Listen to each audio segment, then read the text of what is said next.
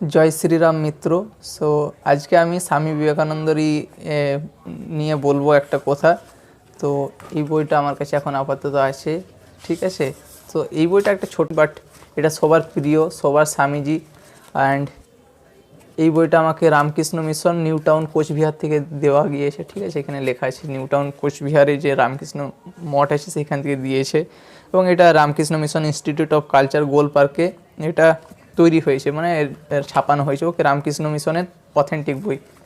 তো শুধু এই বইটাই নেই, এই বইটা আমার কাছে হার্ড কপি আছে, আমার কাছে সফট কপি, তো অনেক বই আছে। আমি বিভিন্ন সময় আপনাদেরকে শেয়ার করে থাকি। কারো যদি দরকার হয় স্বামী বিবেকানন্দের বিভিন্ন রকম বই আমার কাছে সফট কপি আছে, পেয়ে যাবেন। সফট কপিগুলো আমি সব কিছুই পড়েছি। সো সেই সফট কপিতে কিছু বলবো না, কারণ আমি একটা ছোট্ট ভিডিও বানাতে চাই। জাস্ট তো ছোট্ট ভিডিওটা এই জন্যই হচ্ছে যে ভিডিওতে স্বামী বিবেকানন্দর সঙ্গে স্বামী বিবেকানন্দর বাবার বন্ধুর একজনের তর্ক হয়, ঠিক আছে। তো সেই তর্কটা নিয়েই বলবো, এবং সেই তর্কটার আগে অনেকটাই কথা আছে, সেই প্রথম থেকে কথাটা শুরু করে, এবং আপনারা পুরোটাই শুনুন। তো স্বামীজির জীবনে স্মরণীয় ঘটনার কিছু মুহূর্ত তুলে ধরেছে এই বইয়ের মধ্যে।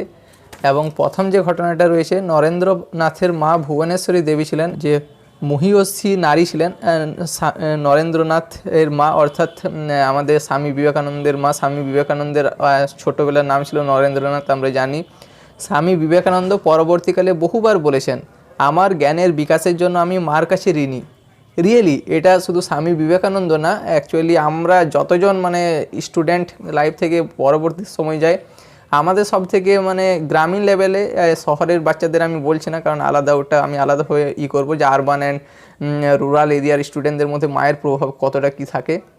তো মেনলি অ্যাকচুয়ালি আমি এটা বলবো না যে মায়ের ইফেক্ট থাকে না শহরের ক্ষেত্রেও থাকে, বাট গ্রামীণ ক্ষেত্রে বেশিই থাকে। মায়ের ইফেক্ট সবথেকে বেশি থাকে একজন বাচ্চার ক্ষেত্রে। তো এই ক্ষেত্রেও স্বামী বিবেকানন্দের ক্ষেত্রেও তাই হচ্ছে, এবং স্বামী বিবেকানন্দ এটা বলেছেন যে আমার জ্ঞানের বিকাশের জন্য আমি মার কাছে ঋণী। আমরা সবাই মায়ের কাছে ঋণী, এই জন্য আমাদের মাকে প্রচুর শিক্ষিত হতে হয়। যত শিক্ষিত মা হবে তত শিক্ষিত সন্তান হবে। অর্থাৎ শিক্ষিত মানে আমি এই বলছি না যে উনি এডুকেশানই তার ডিগ্রি থাকবে, এমএসসি, এমএ, পিএইচডি, ডক্টরেট নাও থাকতে পারে, বাট ওনার যে নৈতিক জ্ঞান একটা মায়ের যদি খুব ভালো থাকে, তার সন্তানেরও নৈতিক জ্ঞান খুব ভালো হবে, এটা স্বাভাবিক জিনিস। এবং তার শিক্ষা দেওয়ার পদ্ধতি ছিল অদ্ভুত, এবং আমাদের মায়েদের প্রায়ই মায়েরই শিক্ষা দেওয়ার অদ্ভুত টেকনিক থাকে। কিছু যাদের গ্রামীণ এরিয়াতে থাকে না, কারণ তার মারা পড়াশোনা করে না বলে তার বাচ্চাদেরও পড়াশোনা হয় না। এই জন্য আমি সবসময় বলি, কারণ আমি বিবেকানন্দকে পড়েই বলি সব কিছু, যে নারীকে যদি আমরা জাগাতে পারি, ভারতের নারীকে যদি এডুকেটেড করতে পারি, তাহলে আমাদেরকে আর এডুকেশনের জন্য অন্য কিছু তৈরি করতে হবে না, স্কুল না তৈরি করতে হবে না, অন্য কিছু তৈরি করতে হবে। আমাদের মারা যদি শিক্ষিত হয়, নারী জগৎ যদি সৃষ্টি হয় আমাদের নারী জাতি, তা আমরা অটোমেটিকলি আমাদের ভারত শিক্ষিত হয়ে যাবো। এই জন্যই ভারত আমাদেরকে মানে নারীদেরকে পূজা করে, নারীদেরকে পূজার স্থলে বসিয়েছে, ঠিক আছে। আমাদের কালচারে অর্ধ নারী অর্ধ পুরুষ কনসেপ্ট আছে, মানে এটা অবভিয়াসলি বলবেন, আমি জানেন, আমি অন্য দিকটায় যাচ্ছি না, আমি এখানে হালকা করে বলে যাচ্ছি। তো একটি ঘটনা থেকে তা বোঝা যাবে। স্কুলে একদিন বিনা দোষে নরেন্দ্রকে শাস্তি পেতে হয়। ভূগোলের ক্লাসে নরেন্দ্রনাথ সঠিক উত্তরই দিয়েছিলেন, কিন্তু মাস্টারমশাইয়ের মনে হলো তার উত্তর ভুল, তাই তিনি নরেন্দ্রকে শাস্তি দিলেন। নরেন্দ্র বারবার প্রতিবাদ করলেন, আমার ভুল হয়নি, আমি ঠিকই বলেছি। তো নরেন্দ্রনাথ তার স্কুলে, ওনার স্কুলে যে স্কুলে পড়তেন উনি, তো সেই স্কুলে একটা ঘটনা হয়েছিল যে তার স্কুলের টিচার তাকে বিনা দোষে শাস্তি দেয়। কোনো একটা কোশ্চেন ধরেছিল, তার সঠিক উত্তর বলেছিল নরেন্দ্রনাথ, কিন্তু শিক্ষক তাকে মারাধরা করে একটু বা বোকাঝোকা করে। তো নরেন্দ্রনাথের সেটা খুব খারাপ লাগে, এবং সেই ক্ষেত্রে সে প্রতিবাদ করে, শিক্ষকের বিরুদ্ধে সে প্রতিবাদ করছে যে না স্যার, এটা আমি ঠিকই বলছি, কিন্তু আপনি হয়তো ভুল হতে পারেন, আমি জানি না, কিন্তু আমার তরফ থেকে আমি এটা যতটা পড়েছি জেনেছি এরকমই কিছু একটা হবে। সেই জিনিসটাই তুলে ধরেছি যে নরেন্দ্রনাথ সঠিক কথাটাই বলছে, যে আমি ঠিক বলেছি কিন্তু আপনার ভুল হতে পারে, তাহলে আপনি আমাকে ফালতু মারছেন।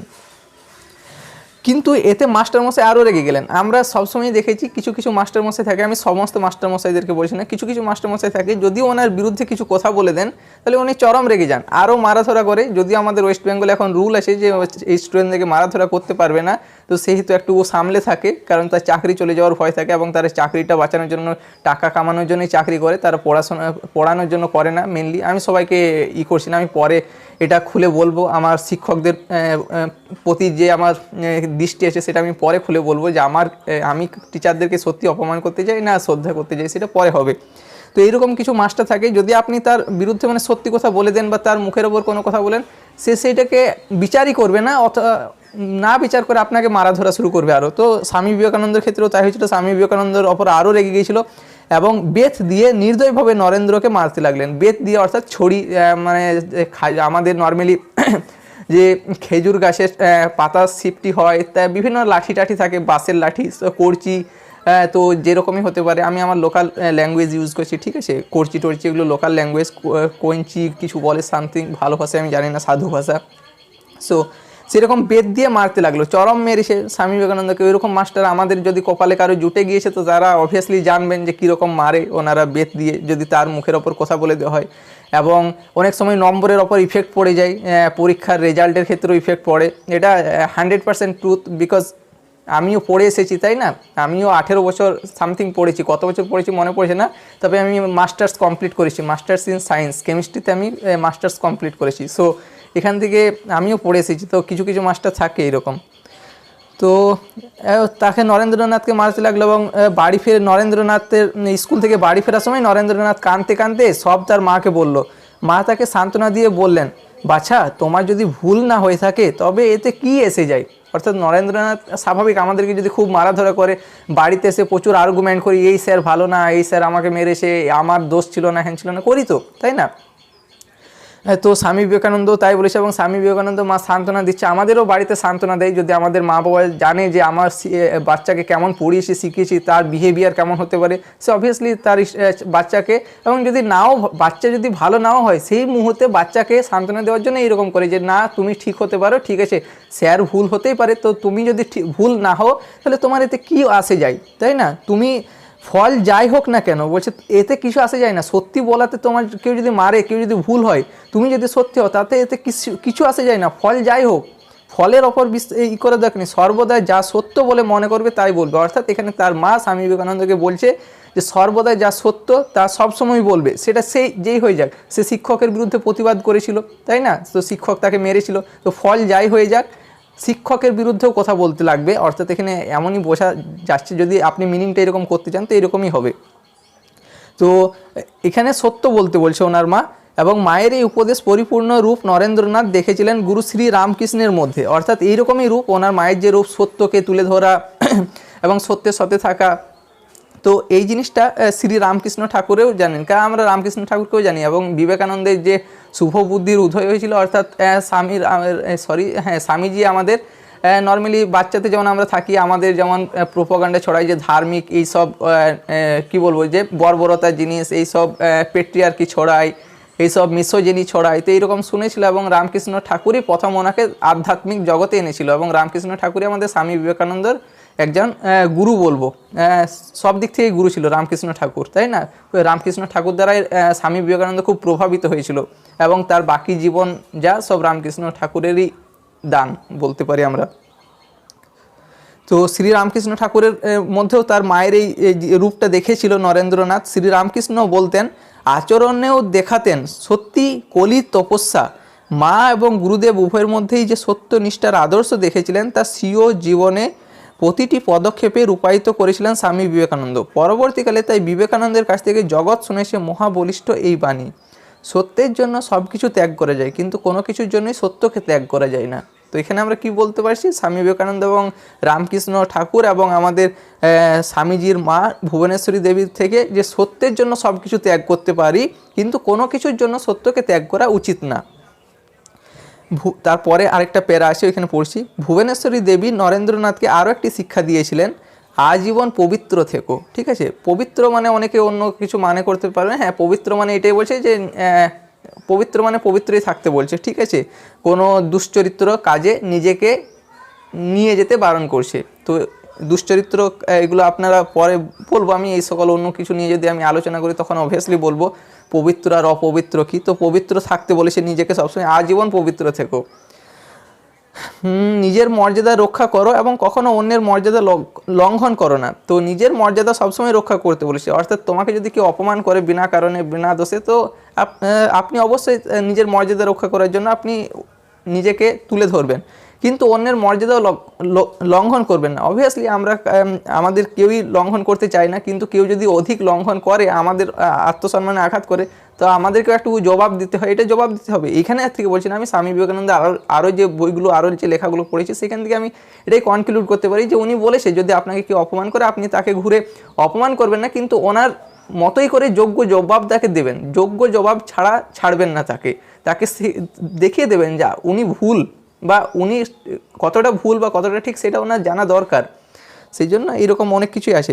খুব শান্ত হবে, আমরা তো খুব শান্তই বেশিরভাগ জিনিসই, সো আমি তো খুব শান্তই, কিন্তু আবশ্যক হলে হৃদয় দৃঢ় করবে। ঠিক আছে, যদি আবশ্যক হয় হৃদয় দৃঢ় করবে। আমি যে ওই বললাম, যে এখনই বললাম না, যে যদি কেউ আপনাকে অপমান করছে, আপনাকেও দাঁড়াতে হবে। অন্যকে মর্যাদা লঙ্ঘন আগে থেকে করবো না, কিন্তু অন্য কেউ যদি আমাকে করে, আমাকে দৃঢ় হতে হবে এবং আমাকেও তার প্রতি অ্যাটাক করতে হবে। যদি সে না বুঝতে চায়, সে যদি বারবার আমাকে অপমান করার চেষ্টা করে। ওকে, পরে আসি। মায়ের এই শিক্ষা গুণে ছোটোবেলা থেকেই স্বামীজি শিখেছিলেন কীভাবে আত্মসম্মান রক্ষা করে চলতে হয়। তাহলে বুঝতে পারছেন স্বামী বিবেকানন্দ কীরকম, যে তার মায়ের কাছ থেকে শিখছে যে আত্মসম্মান রক্ষা করে চলতে হয়, এবং সে সম্পূর্ণ আত্মসম্মান রক্ষা করেই চলেছে। ওনার যে লেখাগুলো পড়লে এরকমই বোঝা যায়। পড়ে দেখবেন, যারা না পড়েছেন আর যারা পড়েছেন অবভিয়াসলি এই মতে তো নিজের মত মেলাতেই পারবেন। অপরকে যথোচিত সম্মান দিতেন তিনি, সংকোচ করতেন না। অবভিয়াসলি স্বামীজির সম্বন্ধে আমরা এটা জানি, এবং আমরা অনেকেই যারা স্বামী বিবেকানন্দর পথ ফলো করে চলি, তারাও এরকম করি, সবাইকে সম্মান দিয়ে চলি। যার সম্মান দরকার তাকে সম্মান দিই, যাকে সম্মান দেওয়ার দরকার হয় না তাকে এড়িয়ে চলি। আর কেউ যদি মাঝে আসে আমাদের কাছে কিছু বলতে, তো তাকেও সেরকম উত্তর দিই আমরা। তেমনই অনর্থক কেউ তাকে অসম্মান করবে, তাও কিন্তু বরদাস্ত করতে পারতেন না। এই যে আমি বললাম এখনই, যে কেউ যদি আমাদেরকে কোনো কথা শোনায়, আমাদেরকে যদি অপমান করতে আসে, অসম্মান করতে আসে, তাহলে আমরাও বরদাস্ত করব না সেটা। স্বামী বিবেকানন্দও করতেন না, আমরাও করব না। আমি স্বামী বিবেকানন্দর পথ খুব ভালোভাবেই ফলো করি। বালক নরেন্দ্রনাথকে একবার তার বাবা এক বন্ধু অযথা তুচ্ছ তাচ্ছিল্য করতে থাকতেন। তাহলে আমি যে প্রথমে কথাটা বললাম সেই কথাটা এইখানে পড়বো। ঠিক আছে, যে এই জিনিসটা আমার কাছে খুব ইম্পর্ট্যান্ট। ঠিক আছে, এই জিনিসটা তুলে ধরার জন্য আমি এতটা পড়লাম। এই জিনিসটা খুবই ইম্পর্ট্যান্ট, আপনারা শুনবেন। বালক নরেন্দ্রনাথকে একবার তার বাবার এক বন্ধু যথেষ্ট অযথা তুচ্ছ তাচ্ছিল্য করেছিলেন। অযথা তুচ্ছ তাচ্ছিল্য অনেক মানুষই করেন দেখবেন আপনাকে, তো কীভাবে করছিল সেটা দেখি আমরা। বাড়িতে মা বাবা কখনোই নরেন্দ্রনাথকে ছোট বলে অবজ্ঞা করেননি। ঠিক আছে, ওনার যে স্বামী বিবেকানন্দর বাড়ির তার মা বাবা তাকে কোনোদিনই অবজ্ঞা করেন না। আমাদেরও দেখবেন যদি আমাদের মা বাবা একটু এডুকেটেড হয়, আমাদেরকে বিনা কারণে অবজ্ঞা করে না, আমাদেরকে শাসন করে, দরকার পড়লে একটু বেত দিয়ে মারা ধরাও করে। ঠিক আছে, 2-4 চাপড় মারেও, জানি না সবারই মা বাবা মারে কিনা, বাট আমার মা বাবা তো আমাকে খুবই মারতো, মানে খুবই মারতো বলবো না যে একদম গাধা পিটানোর মতো পিটাতো, বাট প্রচুর শাসন করতো। এইরকম শাসনই করে, কিন্তু তুচ্ছ তাচ্ছিল্য করেনি যে তুই জানিস না, বলিস না, হ্যান ত্যান, এইরকম কোনো দিন করেনি। ঠিক আছে, জানতেই পারিস, নাও জানতে পারিস, না জানলে সেটা জেনে নে এর কাছ থেকে। গুরুজনের সঙ্গে ভালোভাবে কথা বলতে এরকমভাবে আমাদেরকে শেখায়, তাই না? তো নরেন্দ্রনাথকে সেরকম ওনার মা বাবা কোনোদিন তাকে অবজ্ঞা করেনি, কিন্তু ওনার বাড়িতে যে ওনার বাবার বন্ধু এসেছিল, তিনি অতুচ্ছ তাচ্ছিল্য করছিলেন। নরেন্দ্রনাথের কাছে এইরকমই ব্যবহারটাই নতুন লাগলো। অবাক হয়ে তিনি ভাবলেন, অনেকেই এরকম হয় যে আপনার ঘরে কেউ তুচ্ছ তাচ্ছিল্য করছে না, অন্য কেউ করছে। আবার এটা বিপরীত হয়, অনেকেই অভদ্র হয়, অনেক সন্তান এসে অভদ্রও হয়। তো তার মা বাবা কোনোদিন তাকে মারেনি, তা বলে বাইরের লোক কেউ যে তাকে মানে কথা শোনাবে না এটাও না। তখন সে বলে যে আমি আমার মা বাবা কোনোদিন কথা শোনায়নি, এক চড়ও মারেনি, আপনি টিচার হয়ে মারছেন। সেটাও একটা ভুল জিনিস। যদি বাচ্চা অভদ্র হয় সেটাও একটা ভুল জিনিস। তাহলে টিচার মারবে, এটা স্বাভাবিক জিনিস। মারবে মানে হালকা ফুলকা শাসন করবে, তাকে পথে আনার চেষ্টা করবে। তো এই ক্ষেত্রে একটা ব্যতিক্রম দেখে, কিন্তু স্বামী বিবেকানন্দ যেহেতু আমরা তার পরবর্তী জীবনও জানি, তো স্বামী বিবেকানন্দ খুব একজন ভালো ব্যক্তিই ছিলেন, এবং ভালো কী বলবো, যে ছোটোবেলাতেও তার ভালো জীবন ছিল, ভালো ব্যবহার ছিল। তাই তিনি অবাক হয়ে বলে, কি আশ্চর্য, আমার বাবাও আমাকে এত তুচ্ছ মনে করে না, আর ইনি কি না তাই ভাবেন। আহত সর্পের অর্থে সাপের মতো সোজা হয়ে দাঁড়িয়ে দৃঢ় কণ্ঠে নরেন্দ্রনাথ বললেন, আপনার মতো অনেক আছেন যারা মনে করেন ছেলে মানুষ হলেই বুদ্ধি বিবেচনা থাকে না। এই ধারণা কিন্তু নিতান্তই ভুল। অর্থাৎ স্বামী বিবেকানন্দ ওনাকে রেগে গিয়ে বলছে, একদম আমাদেরকে যদি কেউ রাগিয়ে দেয়, তো আমরা যেমন সাপকে যদি আমরা একটা সাপ যদি মানে নর্মালি ঘোরাফেরা করছে, তার উপর যদি আমরা লাঠি দিয়ে আঘাত করি, সে কেমন লাফিয়ে একদম উঠে সেরকম নরেন্দ্রনাথেরও খারাপ লেগেছে, নরেন্দ্রনাথ উঠে পড়েছে একদম সাপের মতো, যে এবং দৃঢ় কণ্ঠে বলছে, দৃঢ় কণ্ঠে নরেন্দ্রনাথ অর্থাৎ স্বামী বিবেকানন্দ উত্তর দিচ্ছেন ওই ব্যক্তিকে, ওনার নরেন্দ্রনাথের বাবার বন্ধুকে, যে আপনার মতো অনেক আছে, এরকম অনেক লোক থাকে যে আপনাকে তুচ্ছ তাচ্ছিল্য করছে, যে আপনার জ্ঞানকে সে জানতেই চাইছে না। এরকম আপনার মতো অনেক আছে যারা মনে করেন যে ছেলে মানুষ হলে বুদ্ধি বিবেচনা থাকে না। এরকম আমাদের জীবনে অনেকই থাকে যে আপনি হয়তো তার থেকে বয়সে কম হতে পারেন এবং আপনাকে তুচ্ছ তাচ্ছিল্য করে, যে আমি তো থেকে তোমার থেকে বড়, আপনার থেকে বড়, তো সেই হেতু আমি অনেক কিছুই জানি। উনি জানতেও পারে, নাও জানতে পারে, তো এখানে আমি যাচ্ছি না। তার মানে যে এই নয় যে উনি বাচ্চা বলে তাকে মানে ছোট বলে তাকে তার বুদ্ধি বিবেচনা করবে যে তুমি কিছু জানো না, তুমি এইসব পড়োনি, হ্যাঁ না, এরকম হতেই পারে না। তার প্রত্যেকটা লোকেরই একটা নিজস্ব ধারণা থাকতে পারে। আগে ধারণাটা শুনুন ওনার কাছ থেকে, ঠিক আছে, ওনার বিবেক বিবেচনাটা দেখুন, তারপর তো বিচার করবেন না। তো এই ধারণা কিন্তু নিতান্তই ভুল। স্বামী বিবেকানন্দ এটা বলছে যে কেউ ছোট হলেই যে তাকে তার বুদ্ধি বিবেচনা থাকবে না, এই ধারণাটা আপনাদের নিতান্তই ভুল, বড়দের যারা এইরকম মনে করেন যে বাচ্চা বলে তার বুদ্ধি বিবেচনা থাকবে না।